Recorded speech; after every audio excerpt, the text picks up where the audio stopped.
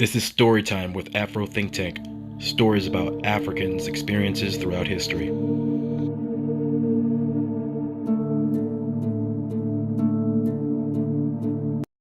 Slavery before the transatlantic slave trade. Various forms of slavery, servitude, or coerced human labor existed throughout the world before the development of the transatlantic slave trade in the 16th century.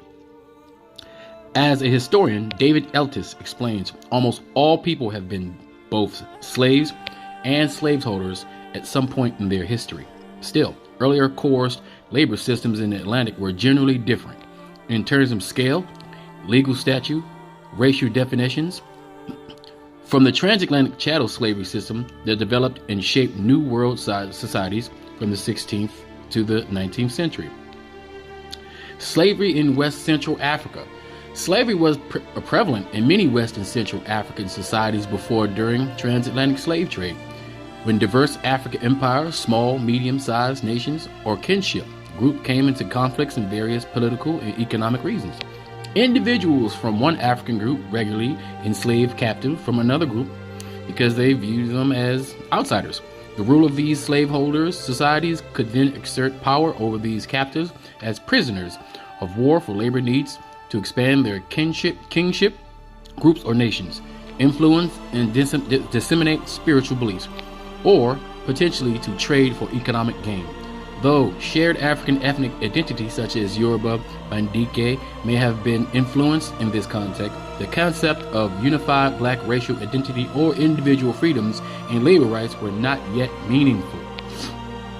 West and Central Africa elites and royals from slaveholder societies even relied on their kinship groups, ranging from family members to slaves, to secure and maintain their wealth and status.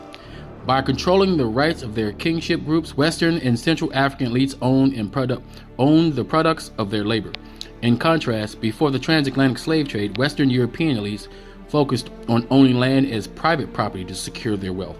These elites held rights to the product produced on their land through various labor systems, rather than owning the laborers as chattel property. In contrast, land in rural West and Central African regions outside of the density populated of riverine areas was often open to cultivation, rather than divide into individual landholders, so controlling labor was a greater priority.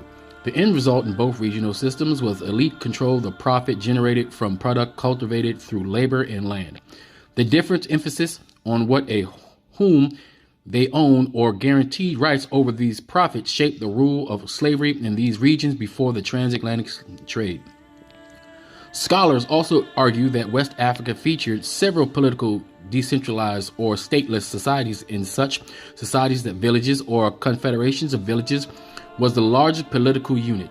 A range of positions of authority existed within these villages, but no one person or group claimed the position of rule or monarchy. According to historians Walter Hawthorne, in the context, government worked through group consensus. In addition, many of these small-scale decentralized societies rejected slaveholder holdings. As the transatlantic slave trade with Europeans expanded from 16th to the 19th century, however, both non-slaveholders and slave-holding West and Central African societies experienced their pressure of great demand for enslaved labor.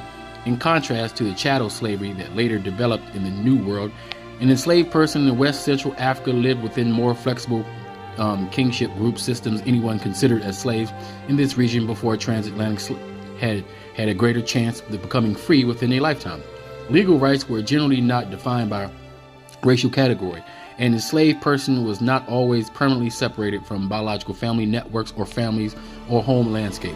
The rise of plantation agriculture as central to Atlantic world economics in the 16th and 19th century led to a generally more extreme system of chattel slavery in the system. Human beings became movable commodities, bought and sold as mass numbers across significant geographical distances, and their status could be shaped by concepts of racial inferiority and possessed on their descendants. New World plantations also generally require greater levels of extortion than earlier labor systems so that slaveholders could produce a profit within competitive transatlantic markets. Thanks for watching. This has been a Fubuki Studio production. All donations and proceeds go to the making and improvement of these videos.